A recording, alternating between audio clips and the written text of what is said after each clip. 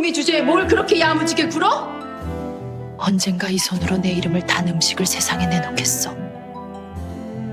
가사도우미 주제에? 그 말 한마디가 제 인생을 바꿨습니다. 가사도우미 주제에 뭘 그렇게 야무지게 굴어? 밥상 차리는 게 무슨 예술 작품인 줄 아나? 강남 펜트하우스 거실에 울려 퍼진 젊은 부인의 목소리. 30명이 넘는 손님들 앞에서였습니다. 나는 손에 들고 있던 접시를 내려놓고 천천히 고개를 숙였습니다. 손끝에 배인 세제 냄새, 땀으로 흠뻑 젖은 앞치마, 구두 뒤꿈치에 밟힌 발등의 통증. 죄송합니다. 그날의 수치심은 평생 잊을 수 없었습니다. 하지만 그때 속으로 다짐했죠. 언젠가 이 손으로 내 이름을 단 음식을 세상에 내놓겠다. 그리고 이 여자 앞에서 당당히 고개를 들겠다. 그로부터 25년 후, 그 여자는 제 앞에서 고개를 숙이게 됩니다. 제주도 애월읍의 작은 농가, 바람 부는 언덕 위, 돌담으로 둘러싸인 낡은 집에서 소녀 이수연은 태어났습니다. 5남매 중 셋째 딸. 아버지는 귤 농사를 지으며 근근히 생계를 이어갔고 어머니는 새벽부터 밤까지 밭일과 집안일을 오가셨죠. 수연아, 밥은 먹고 가니? 학교 가는 딸을 붙잡고 묻는 어머니의 목소리는 늘 걱정으로 떨렸습니다. 보리밥에 된장 하나. 그게 수연이의 아침이었습니다. 하지만 수연이는 투덜거리지 않았어요. 오히려 어머니가 장독대 옆에서 김치를 담그는 모습을 유심히 지켜봤습니다. 수연아, 잘 봐라. 배추는 말이야. 힘든 걸 견디는 채소란다. 어머니는 굵은 소금을 배추에 뿌리며 말했습니다. 찬물에 담가도 소금에 절여도 결국엔 익어서 맛있어지지. 사람도 그래. 힘들다고 썩으면 안 돼. 버텨서 익어야 해. 그 말의 의미를 수연이가 깨닫는 데는 오랜 시간이 걸렸습니다. 15살 되던 해봄, 아버지의 귤 사업이 완전히 무너졌습니다. 여보, 이제 어떡하면 좋아요? 어머니의 울음소리가 방문 틈새로 새어나왔습니다. 수연이는 이불을 머리끝까지 덮어쓰고 숨을 죽였죠. 그해 여름 아버지는 빚쟁이들을 피해 제주를 떠났고 가족은 뿔뿔이 흩어졌습니다. 수연아, 어머니가 딸의 손을 꼭 잡았습니다. 서울 가서 일 좀 하렴. 동생들 학교는 보내야 하니까. 16살 소녀의 손에 쥐어진 건 서울 구로공단 봉제공장 사장 집 주소가 적힌 쪽지 한 장이었습니다. 어머니, 저 잘할 수 있어요. 수연이는 울지 않았습니다. 울 시간이 없었으니까요. 1989년 7월, 제주에서 서울로 올라가는 배 안. 수연이는 비닐봉지에 싼 옷가지를 꼭 안고 갑판에 섰습니다. 멀어지는 한라산, 점점 작아지는 고향, 다시 돌아올 때는 떳떳하게 돌아오자. 서울 구로동의 봉제공장 사장 집, 3층 빌라의 다락방이 수연이의 새 보금자리였습니다. 너 이수연이지? 나이가 몇이라고? 사장 부인이 위아래로 훑어봤습니다. 16입니다. 어휴, 애가 너무 어리네. 밥은 할 줄 알아? 네, 할 줄 압니다. 거짓말이었습니다. 수연이는 제대로 된 요리를 해본 적이 없었어요. 하지만 거짓말할 수밖에 없었습니다. 이 집에서 쫓겨나면 갈 곳이 없었으니까요. 첫날 아침, 수연이는 새벽 4시에 일어나 부엌으로 향했습니다. 밥을 해야 하는데 어떻게 하지? 쌀을 씻고 물을 붓고 가스레인지에 올렸습니다. 그런데 불 조절을 잘못해서 밥이 타버렸어요. 이게 뭐야? 밥을 이렇게 태워? 사장 부인의 고함 소리에 수연이는 벌벌 떨었습니다. 죄송합니다. 다시 할게요. 에이, 됐어. 나가서 빵이나 사와. 돈 여기 있어. 수연이는 5,000원을 받아들고 골목을 뛰어나갔습니다. 부끄러움에 눈물이 흘렀지만 닦을 틈도 없었죠. 그날부터 수연이는 매일 새벽 3시에 일어났습니다. 밥 짓는 법을 연습하기 위해서였어요. 불 조절하는 법, 국 끓이는 법, 반찬 만드는 법, 하나하나 메모하고 실패하고 다시 시도했습니다.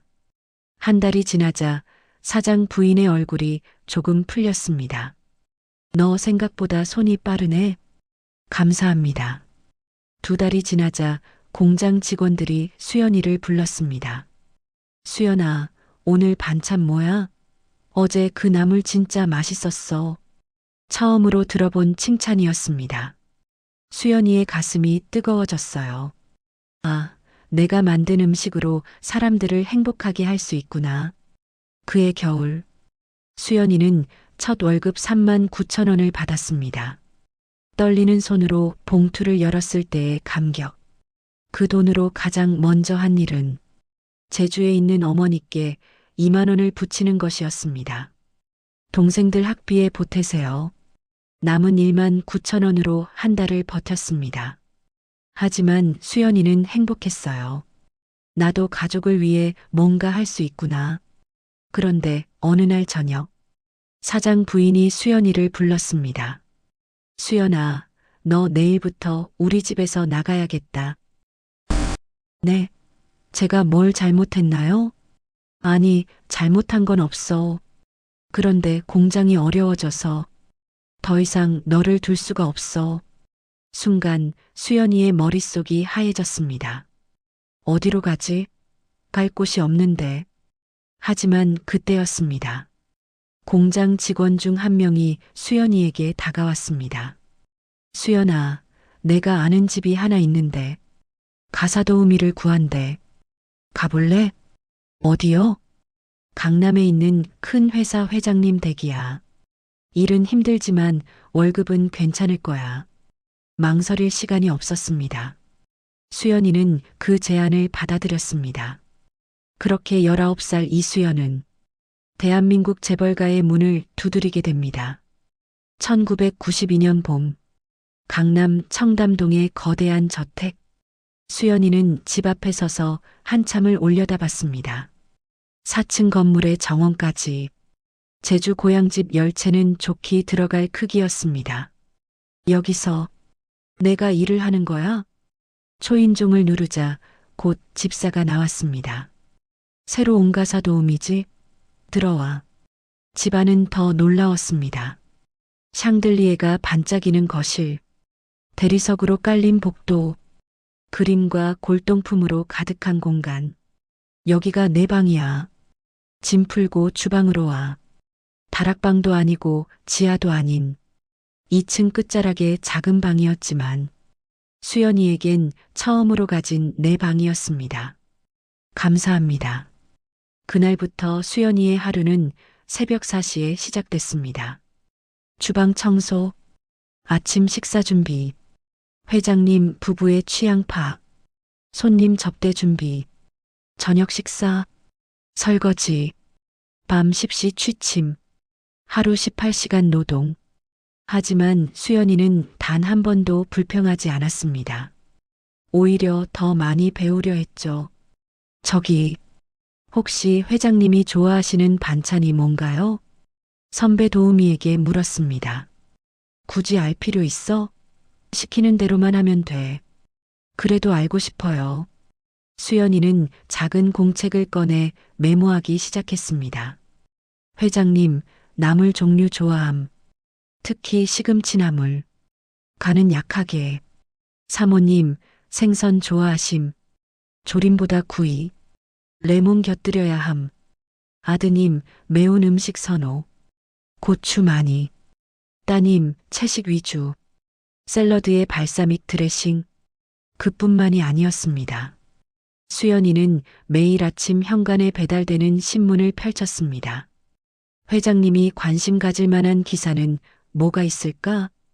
경제면의 주요 뉴스, 부동산 시세, 주가 동향. 이해하지 못하는 단어는 사전을 찾아가며 공부했습니다. 이수연. 어느 날 아침 회장님이 수연이를 불렀습니다. 네, 회장님. 오늘 아침 신문에 우리 회사 기사 봤나? 네, 봤습니다. 중국 진출 관련 기사 나왔더라고요. 회장님의 눈빛이 달라졌습니다. 신문을 읽어? 네, 매일 읽습니다. 그래. 고맙네. 그날 이후 회장님은 종종 수연이와 대화를 나눴습니다. 오늘 신문에 뭐 재밌는 거 있었나? 부동산 기사가 흥미로웠습니다. 강남 집값이 또 오른다고 하더라고요. 하하, 자네 생각은 어떤가? 저는 오를 것 같습니다. 사람들이 모두 강남으로 오고 싶어 하니까요. 단순한 대답이었지만 회장님은 고개를 끄덕였습니다. 눈치가 빠르군. 하지만 모든 사람이 수연이를 좋게 보진 않았습니다. 저의 왜 저래? 가사 도우미 주제에 신문까지 읽어? 회장님한테 잘 보이려고 그러는 거겠지. 쓸데없이 나대네. 수연이의 귀에도 그런 수군거림이 들렸습니다. 가슴이 아팠지만 수연이는 멈추지 않았습니다. 나는 배운 게 없어. 그러니까 일로 배워야 해. 사람들 눈치 볼 시간 없어. 그러던 어느 날, 큰 시련이 찾아왔습니다. 저택에 손님들이 찾아왔습니다. 회장님의 사업 파트너들, 그리고 그들의 부인들. 오늘 음식 준비 잘 좀 해. 중요한 손님들이야. 회장 부인의 당부에 수연이는 정성을 다해 준비했습니다. 한식 코스 요리, 전체부터 메인, 후식까지. 손님들의 반응은 좋았습니다. 음식이 정말 훌륭하네요. 누가 만든 거예요? 저희 집 도우미가 만들었어요. 회장 부인이 자랑스럽게 말했습니다. 하지만 그때였습니다. 한 젊은 부인이 수연이를 빤히 쳐다봤습니다. 도우미가 몇 살이에요? 어려 보이는데? 21살입니다. 수연이가 공손히 대답했습니다. 어머, 나보다 어리네. 근데 어디서 요리 배웠어요? 배운 곳은 없습니다. 그냥 혼자 연습했어요. 혼자? 대단하네요. 칭찬처럼 들렸지만 그 부인의 눈빛은 차가웠습니다. 식사가 끝나고 수연이가 접시를 치우러 갔을 때였습니다. 아, 저기요. 물 좀 더 주세요. 네, 금방 가져오겠습니다. 수연이가 물을 가져오는데 그 젊은 부인이 갑자기 손을 휘둘렀습니다. 쨍그랑 유리컵이 바닥에 떨어져 산산조각이 났습니다. 아, 미안해요. 제가 실수를. 괜찮습니다. 수연이는 곧바로 무릎을 꿇고 유리 조각을 줍기 시작했습니다. 그런데 그 부인이 수연이의 바로 옆에 서서 말했습니다. 가사도우미 주제에 뭘 그렇게 야무지게 굴어? 내가 밥상 차리는 게 무슨 예술작품인 줄 아나? 주변이 조용해졌습니다. 신문도 읽고 요리도 잘하고. 그래서 뭐? 결국 넌 남의 집 부엌에서 설거지나 하는 애잖아. 수연이의 손이 멈췄습니다. 유리 조각이 손바닥을 찔렀지만 아픈 건 손이 아니었습니다. 죄송합니다. 수연이는 고개를 숙인 채 그렇게만 말했습니다. 30명이 넘는 손님들이 지켜보는 가운데 수연이는 천천히 유리 조각을 주우며 생각했습니다. 언젠가는 이 사람들 앞에서 당당하게 서고 싶다. 그날 밤 수연이는 작은 방에서 베개를 끌어안고 울었습니다. 손바닥의 상처보다 마음의 상처가 더 아팠습니다. 하지만 다음 날 아침 수연이는 여느 때처럼 새벽 4시에 일어났습니다. 포기하면 안 돼. 어머니 말씀처럼 버텨서 익어야 해. 2년이 흘렀습니다. 23이 된 수연이는 이제 저택에서 가장 믿음직한 일꾼이 되어 있었습니다. 수연이가 없으면 우리 집이 안 돌아가. 회장 부인의 신뢰를 받았고 회장님도 종종 수연이의 의견을 물었습니다. 수연, 내 와이셔츠 이 색깔이 낫나? 저 색깔이 낫나? 오늘 미팅 중요하시다고 하셨으니까 네이비가 더 신뢰감 있어 보입니다. 역시 자네 눈썰미가 정확해. 그러던 어느 날 수연이에게 예상치 못한 제안이 들어왔습니다. 수연아, 회장님의 사업 파트너 중 한 명이 수연이를 불렀습니다. 우리 집에서 일해볼 생각 없나? 월급 2배 줄게. 한성건설 사장 박진우. 회장님보다 더 큰 회사를 운영하는 사람이었습니다. 저는 여기서 계속 일하고 싶은데요. 왜? 여기보다 우리 집이 훨씬 좋은 조건인데? 조건도 중요하지만 저는 회장님 댁에 정이 들었어요. 박진우 사장은 고개를 끄덕였습니다. 의리 있네. 좋아. 그럼 나중에라도 생각 바뀌면 연락해. 하지만 한 달 뒤 모든 것이 바뀌었습니다. 회장님의 회사가 부도 위기에 처한 겁니다. 여보, 이제 어떡하면 좋아요? 회장 부인의 목소리가 떨렸습니다. 직원들 월급도 못 줄 판인데 수연이까지 어떻게 챙겨? 수연이는 문 밖에서 그 대화를 듣고 있었습니다. 그래, 나부터 나가야지. 다음 날 아침, 수연이가 먼저 말을 꺼냈습니다. 회장님, 저 나가겠습니다. 수연아, 괜찮습니다. 제가 나가면 한 사람 몫은 아낄 수 있잖아요. 미안하다, 정말. 회장님의 눈가가 붉어졌습니다. 절대 미안해하지 마세요. 저 여기서 정말 많이 배웠어요. 수연이는 웃으며 말했습니다. 그렇게 수연이는 다시 박진우 사장 댁으로 향했습니다. 오, 수연 씨, 잘 결정했어요. 환영합니다. 한성건설 사장 댁. 이번엔 단순한 도우미가 아니었습니다. 수연 씨, 우리 집 살림 전체를 맡아줘요. 식사부터 청소, 손님 접대까지. 총책임자야. 23의 나이에 수연이는 재벌가의 살림 총책임자가 되었습니다.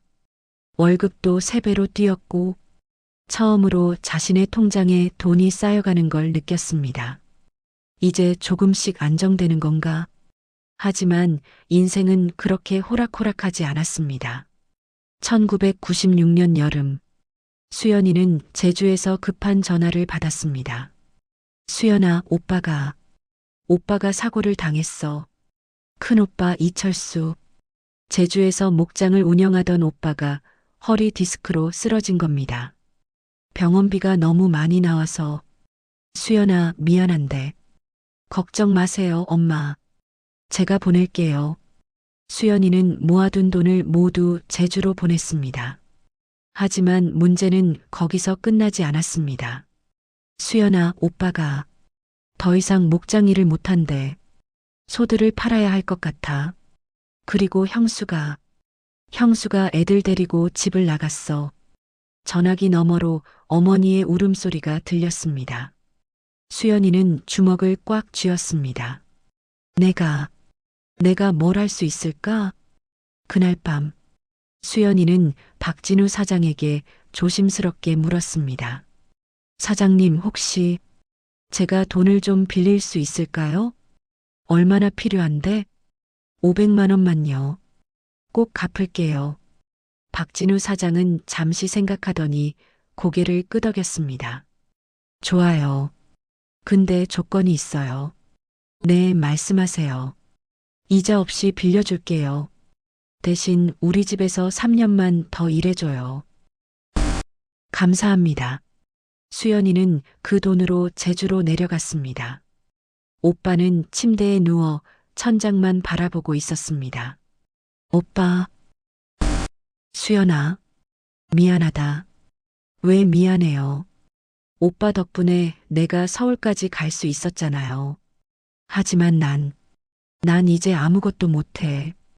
그럼 내가 할게요. 수연이는 오빠의 손을 꼭 잡았습니다. 뭘? 사업이요. 오빠 목장은 팔아야겠지만 우리 다른 걸 해요. 무슨 사업을? 수연이는 잠시 생각했습니다. 그리고 문득 떠올랐습니다. 김치요. 김치? 네. 제가 만든 김치가 맛있다고 다들 그러거든요. 저 김치 파는 식당 하고 싶어요. 오빠는 믿기지 않는다는 표정으로 동생을 바라봤습니다. 수연아, 식당이 그렇게 쉬운 게 아니야. 알아요. 하지만 해볼게요. 오빠, 나 한번 믿어봐요. 그렇게 수연이는 결심했습니다. 서울로 돌아와 박진우 사장에게 말했습니다. 사장님, 죄송하지만 저 그만두겠습니다. 갑자기 왜? 제 사업을 하고 싶어요. 무슨 사업? 김치 식당이요. 박진우 사장은 한참을 수연이를 바라보다가 허허 웃음을 터뜨렸습니다. 수연 씨, 정신 차려요. 지금 벌어들이는 월급이 얼만데 식당은 망하면 빚만 남아요. 그래도 해보고 싶어요. 정 그렇다면 말리진 않겠어요. 하지만 실패하면 다시 돌아와요. 감사합니다, 사장님. 1997년 봄, 수연이는 모아둔 돈 전부와 빌린 돈을 합쳐 제주 에어릅에 작은 식당을 열었습니다. 15평짜리 작은 가게, 테이블 5개, 주방 기구는 중고로 샀습니다. 개업 첫날, 손님은 단 2팀뿐이었습니다. 여기 김치찌개 하나요? 네, 금방 나옵니다. 수연이는 온 정성을 다해 김치찌개를 끓였습니다. 그리고 어머니가 담근 김치를 함께 내놨죠. 이 김치 맛있네? 그죠? 저희 어머니가 직접 담그신 거예요. 주인장, 이 김치 따로 팔아요? 아, 네. 팔아요. 그날 저녁, 수연이는 단 한 통의 김치를 팔았습니다. 하지만 수익은 거의 없었고, 오히려 적자였습니다. 이렇게 해서 될까?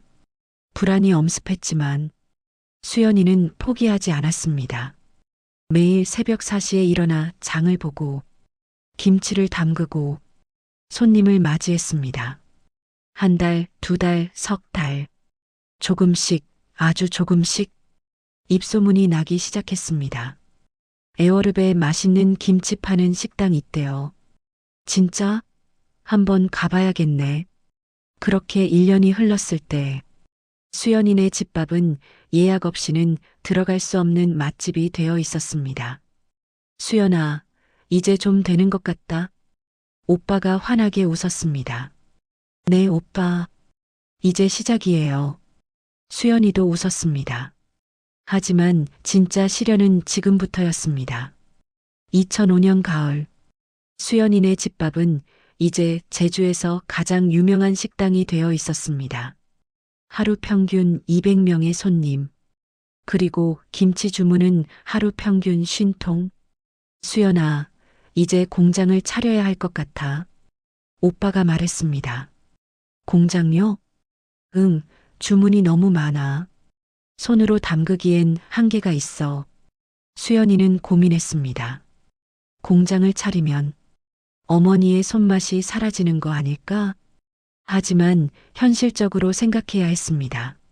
수요는 계속 늘고 있었고 더 많은 사람들이 수연이네 김치를 원했으니까요. 좋아요. 해봐요, 오빠. 그렇게 2005년 10월 수연푸드 공장이 문을 열었습니다. 제주 에어릅의 작은 공장, 직원 5명, 하루 생산량 500kg, 모든 게 순조로워 보였습니다. 그런데 바로 그때 전국을 뒤흔드는 사건이 터졌습니다. 김치 기생충 알파동. 중국산 김치에서 기생충 알이 검출되었다는 뉴스. 전국이 발칵 뒤집혔습니다. 김치 먹지 마. 중국산이든 국산이든 다 위험해. 이제 김치는 끝났어. 언론은 연일 김치의 위험성을 보도했고 소비자들은 김치를 외면하기 시작했습니다. 수연이네 공장도 예외는 아니었습니다. 주문이 하루아침에 90% 감소했습니다.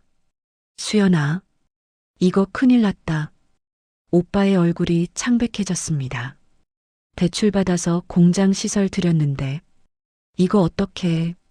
그날 밤 수연이는 공장 사무실에 혼자 앉아 있었습니다. 어떡하지?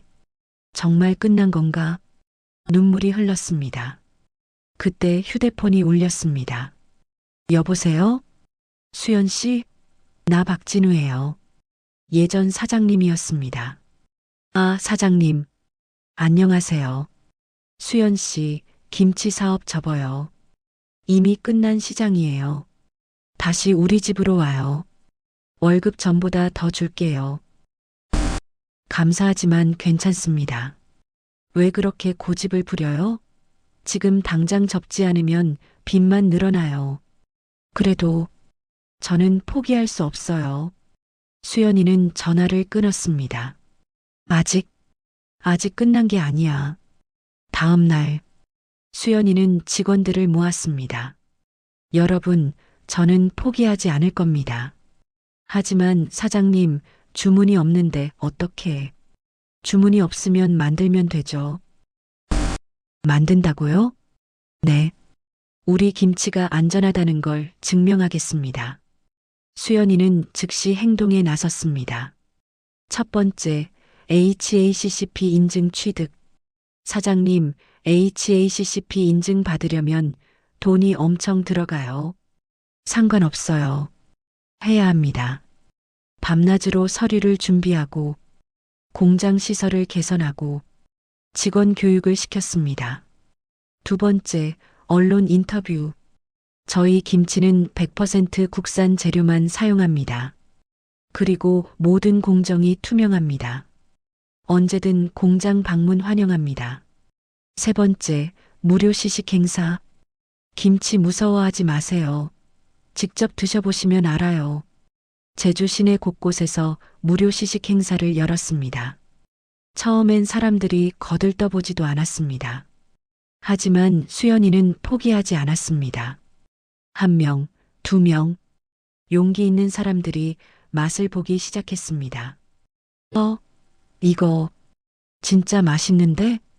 정말 안전한 거 맞아요? 네, 저희 공장 언제든 방문하세요. 모든 과정 보여드립니다. 그렇게 3개월이 흘렀습니다. 그리고 기적이 일어났습니다. 대형마트 체인 메가마트에서 연락이 왔습니다. 수연푸드 맞죠? 김치 납품 가능한가요?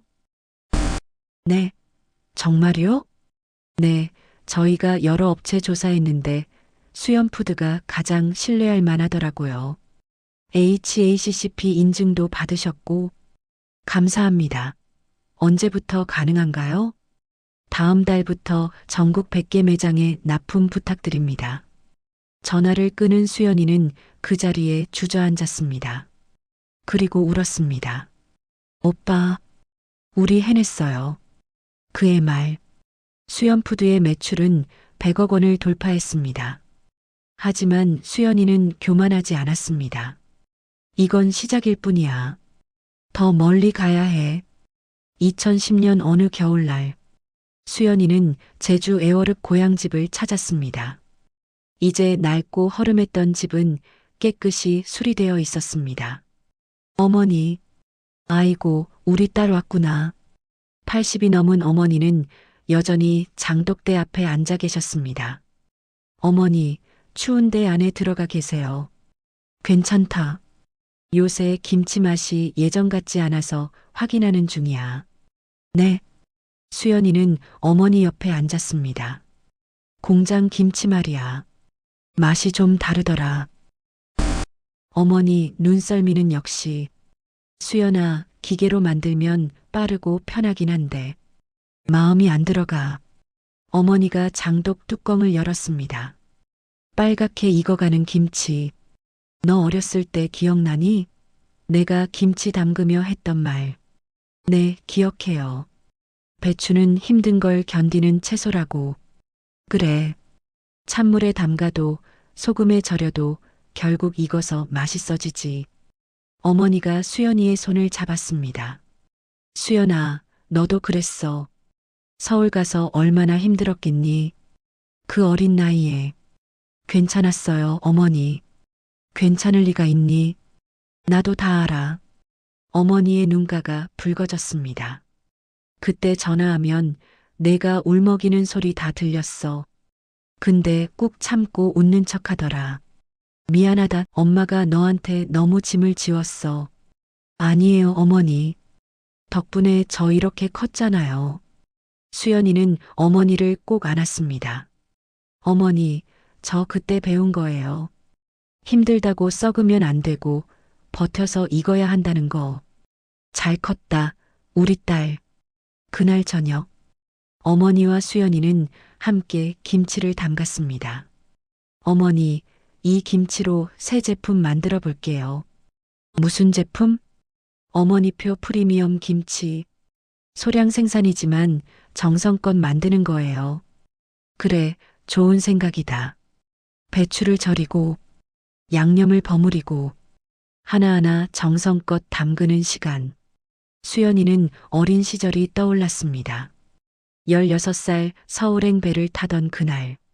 19살 재벌가에서 모욕을 당하던 그날. 23 식당을 열던 그날. 그리고 지금. 어머니, 저 이제 행복해요. 그래, 넌 자격이 있어. 2015년 봄. 서울 강남 코엑스. 대한민국 식품 박람회가 열렸습니다. 수연푸드도 부스를 차렸습니다. 연 매출 478억 원. 직원 120명. 하루 생산량 100톤. 이제 수연푸드는 대한민국을 대표하는 김치 브랜드가 되어 있었습니다. 어머니, 이것 좀 보세요. 뭐가? EBS에서 인터뷰 요청 들어왔어요. 그게 뭔데? 성공한 사람들 이야기를 다루는 프로그램이래요. 어머니 나가세요. 아이고, 나 같은 사람이 뭘.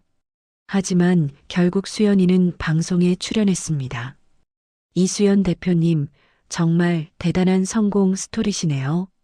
감사합니다. 그런데 어떻게 이렇게 성공하실 수 있었나요? 수연이는 잠시 생각하다가 말했습니다. 포기하지 않았어요. 실패도 결국 재료가 되더라고요. 재료요? 네. 김치도 그냥 배추가 아니잖아요. 물에 담그고 소금에 절이고 양념하고 그 과정을 다 거쳐야 맛있는 김치가 되듯이 사람도 그런 것 같아요. 서장훈이 고개를 끄덕였습니다. 마지막으로 하고 싶은 말씀이 있으신가요? 수연이는 카메라를 똑바로 바라봤습니다. 저처럼 힘든 상황에 계신 분들, 지금 당장은 어둡고 힘들어 보여도 포기하지 마세요. 언젠가 그 경험이 여러분의 자양분이 될 거예요. 방송이 나간 후 전국에서 연락이 쏟아졌습니다. 수연 대표님, 정말 감동받았습니다. 저도 힘내서 살아야겠어요. 하지만 그 중에서 한 통의 이메일이 수연이의 눈길을 끌었습니다. 발신자 김서희. 김서희? 수연이는 그 이름을 기억했습니다. 23년 전 강남 저택에서 수연이를 모욕했던 그 젊은 부인. 이메일을 열어봤습니다. 이수연 대표님께 안녕하세요. 기억하실지 모르겠지만 저는 23년 전 한 저택에서 당신을 만난 적이 있습니다. 그때 제가 정말 무례한 말을 했었죠. 지금 생각하면 너무나 부끄럽고 죄송합니다. 사실 저는 지난 10년간 많은 어려움을 겪었습니다. 남편의 사업 실패, 이혼, 그리고 혼자 아이를 키우는 일. 우연히 TV에서 당신을 봤을 때 그날의 기억이 떠올랐습니다. 그리고 깨달았습니다. 진짜 강한 사람은 남을 무시하는 사람이 아니라 어려움을 이겨내는 사람이라는 것을. 용서를 구하러 찾아가도 될까요? 김서희 올림. 수연이는 한참을 그 이메일을 바라봤습니다. 그리고 답장을 썼습니다. 김서희 씨께 기억합니다. 그날 당신의 말을 평생 잊지 못했습니다. 하지만 그 말 덕분에 저는 더 강해질 수 있었어요. 그러니 감사할 일이지 원망할 일은 아닙니다. 다음 주 화요일 오후 3시 저희 회사로 오세요. 이야기 나눠요. 이수연 올림. 일주일 후 수연푸드 본사. 김서희가 조심스럽게 문을 열고 들어왔습니다. 23년 전에 당당했던 모습은 온데간데 없었습니다. 대표님, 앉으세요. 수연이가 차를 따라줬습니다. 죄송합니다, 정말. 괜찮아요. 다 지난 일이에요. 하지만, 김서희 씨, 나는 당신을 원망하지 않아요. 오히려 감사해요. 네. 그날 당신이 그런 말을 안 했다면 나는 편하게 살았을지도 몰라요. 도우미로 평생 일하면서. 하지만 그 수치심이 나를 움직이게 만들었어요. 수연이는 창밖을 바라봤습니다. 인생은 아이러니예요. 가장 아픈 순간이 가장 큰 선물이 되기도 하니까요. 김서희의 눈에서 눈물이 흘렀습니다. 대표님, 혹시 일할 곳이 필요하신 직원 있나요? 왜요? 저 일자리를 찾고 있어요. 아이 키우려면 일을 해야 해서요. 수연이는 잠시 생각했습니다. 경험은요? 없어요. 평생 놀고 먹다가 이제야 일을 배우려고요. 수연이는 미소를 지었습니다. 좋아요. 다음 주부터 나오세요. 공장 현장에서 시작해야 할 거예요. 정말요? 네. 단 한 가지 조건이 있어요. 무엇이든요. 포기하지 마세요. 힘들어도 버티세요. 그럼 당신도 익을 거예요. 김서희는 고개를 숙여 절했습니다. 감사합니다, 대표님. 그날 저녁, 수연이는 오랜만에 일기를 썼습니다. 오늘 23년 전에 악연을 만났다. 하지만 원망이 아닌 감사함을 느꼈다. 그녀가 없었다면 지금의 나도 없었을 테니까. 인생은 정말 신기하다. 가장 아픈 상처가 가장 큰 선물이 되었다. 2018년 가을, 수연푸드는 이제 연 매출 600억 원을 돌파했습니다. 전국 대형마트는 물론 해외 수출까지 시작했죠. 어머니, 미국 코스트코에서 주문 들어왔어요. 정말? 우리 김치가 미국까지 가? 네. 한류 열풍 덕분에 김치 수요가 엄청 늘었대요. 하지만 수연이의 진짜 꿈은 따로 있었습니다. 나눔. 오빠, 우리 기부 좀 하고 싶어요. 기부? 어디에? 제주 고아원이요. 그리고 어려운 청소년들. 수연이는 자신의 어린 시절을 떠올렸습니다. 가난해서 학교를 못 다니던 그때, 배가 고파서 울던 그때, 내가 받은 도움을 돌려줘야죠. 그해 겨울부터 수연이는 매달 1,000만 원씩 기부를 시작했습니다. 제주 땅끝마을 보육원, 서울 저소득층 청소년 장학재단, 한부모 가정지원센터. 어머니, 이게 진짜 성공인 것 같아요. 맞아, 딸아. 돈을 버는 것보다 나누는 게 더 어렵고 값진 일이야. 2020년, 수연이는 아너 소사이어티 회원이 되었습니다. 평생 기부를 약속한 사람들의 모임. 수상식장에서 수연이는 소감을 말했습니다. 저는 아무것도 가진 게 없는 제주 소녀였습니다. 하지만 많은 분들의 도움으로 여기까지 올 수 있었어요. 이제 제가 받은 것을 돌려드릴 차례입니다. 박수가 터져 나왔습니다. 그리고 그날 저녁, 예상치 못한 만남이 있었습니다. 수연 씨? 돌아보니 낯익은 얼굴. 회장님? 23년 전 처음 일했던 저택의 주인. 이제 80이 넘은 노신사였습니다. 오랜만이네, 수연 씨. 아니, 이제 이 대표라고 불러야 하나? 회장님, 어떻게? 신문에서 봤지. 자네가 이렇게 큰 사람이 될 줄 몰랐네. 다 회장님 덕분입니다. 무슨 소리? 자네 실력이지. 회장님이 수연이의 손을 꼭 잡았습니다. 수연 씨, 내가 사과할 게 있네. 네. 그때 내가 자네를 제대로 지켜주지 못했어. 손님들 앞에서 모욕당할 때 수연이는 고개를 저었습니다. 아니에요, 회장님. 그때 그 일이 없었다면 제가 이렇게 강해지지 못했을 거예요. 자네 참 대단해. 원망하지 않다니. 원망보다는 감사가 더 커요. 그 경험이 저를 여기까지 데려왔으니까요. 회장님의 눈가가 붉어졌습니다. 정말 잘 컸네. 자랑스럽네, 수연 씨. 그날 밤, 수연이는 오랜만에 딸과 통화했습니다. 엄마, 나 다음 달에 미국 유학 가잖아. 응, 알아. 그때 엄마가 해준 말 기억나? 세상의 쓴맛과 단맛을 다 겪어야 한다고. 그랬지. 엄마, 나도 엄마처럼 강한 사람 될게. 그래, 딸. 하지만 강한 것보다 더 중요한 건 뭐? 따뜻한 사람이 되는 거야. 힘들어하는 사람 손 잡아줄 수 있는. 알았어, 엄마. 2022년 수연이는 회사 창립 20주년 기념식을 열었습니다. 직원 200명이 모두 모인 자리. 여러분, 오늘 저는 발표할 게 있습니다. 네, 대표님.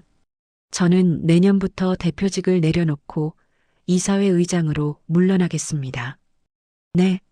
왜요? 이제 젊은 사람들에게 기회를 줘야죠. 그리고 저는 다른 일을 하고 싶어요. 무슨 일이요? 청소년 멘토링이요. 저처럼 어려운 환경에서 자라는 아이들을 돕고 싶어요. 직원들이 박수를 쳤습니다. 그날 저녁, 김서희가 수연이를 찾아왔습니다. 이제 7년째 수연푸드에서 일하는 그녀는 생산팀 팀장이 되어 있었습니다. 대표님, 정말 그만두시는 거예요? 응, 이제 내 자리가 아닌 것 같아. 감사했어요, 대표님. 내가 왜? 제 인생을 구해줘서요. 그때 대표님이 일자리 안 주셨으면 저는 지금. 수연이는 김서희의 어깨를 두드렸습니다. 우리 서로 구해준 거야. 나도 당신을 용서하면서 많이 자유로워졌거든. 김서희 씨, 이제 당신 차례야. 당신도 누군가를 도와줘. 네, 대표님. 2025년 현재 60대가 된 수연이는 여전히 새벽 4시에 일어납니다. 하지만 이제는 공장이 아닌 제주 에어릅의 작은 집으로 향합니다. 어머니, 일어나셨어요? 그럼 나 벌써 일어났지. 90이 넘은 어머니는 여전히 장독대를 지키고 계십니다. 오늘도 김치 담그실 거예요? 당연하지. 이게 내 낙이야. 수연이는 어머니 옆에 앉아 함께 배추를 다듬습니다. 수연아. 네. 너 후회 안 하니? 뭐가요? 대표 자리 내놓은 거. 그렇게 힘들게 만든 회사인데. 수연이는 웃었습니다. 아니요. 이게 맞는 것 같아요. 왜? 제가 진짜 하고 싶었던 건 회사를 키우는 게 아니라 사람들에게 희망을 주는 거였거든요. 수연이는 매주 토요일마다 제주 청소년 센터에서 멘토링을 합니다. 애들아, 오늘은 김치찌개 끓이는 법 배울 거야. 에이, 저희 요리 안 좋아해요. 괜찮아. 나도 처음엔 못했어. 근데 배우면 재밌어. 15살 소녀 하나가 조심스럽게 물었습니다. 선생님, 선생님도 저희처럼 어려웠어요? 응, 나도 너희 나이에 학교 그만두고 서울로 일하러 갔어. 정말요? 응. 배고프고 외롭고 창피한 일도 많았어. 그런데 어떻게? 포기하지 않았거든. 그리고 믿었어. 언젠가는 좋아질 거라고. 소녀의 눈에 눈물이 맺혔습니다. 저도 선생님처럼 될 수 있을까요? 수연이는 소녀를 꼭 안아줬습니다. 물론이지. 넌 할 수 있어. 지금은 힘들어도 버티면 돼. 배추처럼. 배추요? 응. 배추는 힘든 걸 견디는 채소야. 찬물에 담가도 소금에 절여도 결국 익어서 맛있어지지. 사람도 그래. 그날 저녁, 수연이는 오랜만에 메모장을 펼쳤습니다. 40년 전 적었던 문장들이 보였습니다. 절대 잊지 말 것, 오늘의 수치심을 내일의 자양분으로. 그리고 이제 새로운 문장을 추가했습니다. 진짜 성공, 내가 받은 사랑을 다음 세대에 전하는 것. 다음 날 아침, 수연이는 제주 농협에서 열린 강연에 참석했습니다.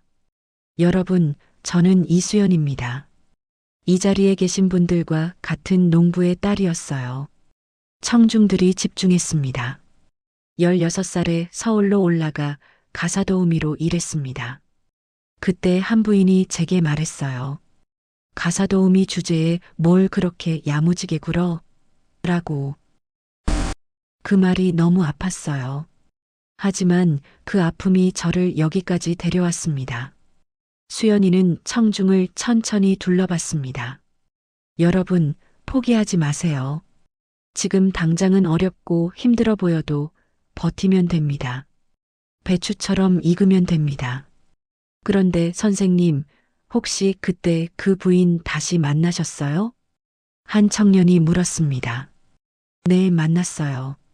그래서 어떻게 하셨어요? 복수하셨어요? 수연이는 고개를 저었습니다. 아니요. 일자리를 줬어요. 네. 그분도 어려워지셨더라고요. 그래서 제 회사에서 일할 수 있게 도와드렸어요. 청중이 숨을 죽였습니다. 복수는 상처를 더 크게 만들 뿐이에요. 하지만 용서는 우리 모두를 자유롭게 만듭니다. 강연이 끝난 후, 한 청년이 수연이에게 다가왔습니다. 선생님, 저 지금 너무 힘들어요. 사업 망하고 빚만 남았어요. 어떻게 하면 선생님처럼 다시 일어설 수 있을까요? 수연이는 그 청년의 손을 잡았습니다. 첫째, 포기하지 마세요. 둘째, 작은 것부터 시작하세요. 셋째, 사람들을 원망하지 마세요. 그리고 마지막으로, 네, 실패도 결국 재료가 된다는 걸 믿으세요. 김치처럼요. 청년의 눈에 희망이 돌아왔습니다. 2025년 겨울, 수연이는 어머니와 함께 마지막 김치를 담갔습니다. 어머니, 이제 추우니까 그만 쉬세요. 괜찮아. 이게 내 마지막 김치일지도 모르잖아. 무슨 소리예요? 나 이제 나이가 많아. 언제 갈지 몰라. 어머니가 배추를 쓰다듬으며 말했습니다. 수연아, 내가 죽으면 장독대 잘 지켜줘. 네, 어머니. 그리고 이 맛을 잊지 마. 사람의 손맛이 아니라 마음맛으로 익는 거야. 네. 그날 저녁, 수연이는 오랜만에 혼자 공장을 찾았습니다. 24시간 돌아가는 생산 라인. 100톤의 김치가 만들어지는 곳. 하지만 수연이는 작은 방으로 향했습니다. 어머니표 프리미엄 김치를 만드는 곳. 하루 신통만 생산되는 특별한 김치. 수연이는 직접 배추를 다듬으며 생각했습니다. 16살 그 소녀가 여기까지 왔구나. 손끝에 남은 배추의 향기. 어머니와 함께 담그던 그 시간. 감사합니다. 수연이는 작은 목소리로 중얼거렸습니다.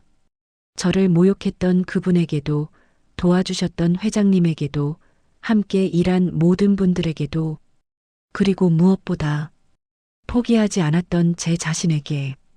가난한 제주 소녀 이수연은 이제 대한민국을 대표하는 김치 여왕이 되었습니다. 하지만 그녀가 진짜 이룬 건 돈도 명예도 아니었습니다. 절망 속에서도 희망을 잃지 않는 법, 상처를 자양분으로 바꾸는 법, 그리고 받은 사랑을 나누는 법. 오늘도 그녀는 새벽 4시에 일어나 누군가의 희망이 되기 위해 걸어갑니다. 손끝에 남은 배추의 향, 그리고 삶의 온기. 김치는 사람의 손맛이 아니라 마음맛으로 익는 거예요. 당신의 인생도 지금 익어가고 있습니다. 포기하지 마세요. 이 이야기가 여러분의 마음에 닿았다면 구독과 좋아요로 응원해주세요. 그리고 힘든 누군가에게 이 이야기를 전해주세요. 포기하지 않으면 실패도 결국 재료가 됩니다. 시청해주신 여러분 행복하세요. 감사합니다.